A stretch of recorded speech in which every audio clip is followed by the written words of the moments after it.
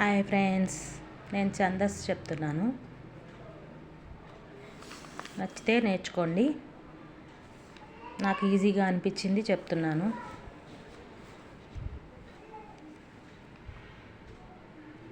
ముందుగా బా, జ, స, యా, రా, త, నా, మా, వా, గా అలా రాసుకున్నాక బా గురు లఘు లఘు, జా లఘు గురు లఘు, సా గురు గురు లఘు లఘు గురు, యా నా లఘు లఘు లఘు, మా గురు గురు గురు, వా లఘు గురు, గా గురు రాసుకున్నాక ఇచ్చిన పద్యంలోని పాదం రాసుకున్నారు. 3 అక్షరాలకే గీత, 3 అక్షరాలకి గీత గీసుకోవాలి. అలా 3 అక్షరాలకే గీత గీసుకోవాలి.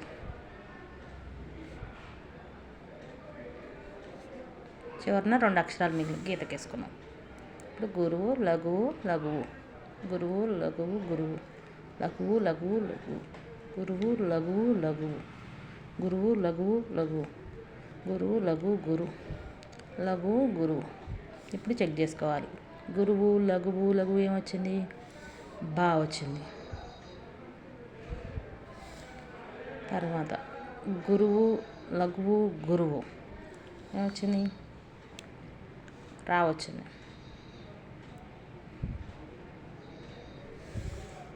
నెక్స్ట్ లఘువు లఘువు లఘువు ఏమొచ్చింది?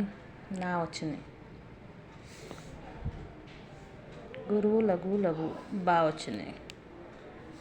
గురువు లఘువు లఘువు బా వచ్చింది. గురువు లఘువు గురువు రా వచ్చింది. లఘువు గురువు వా వచ్చింది.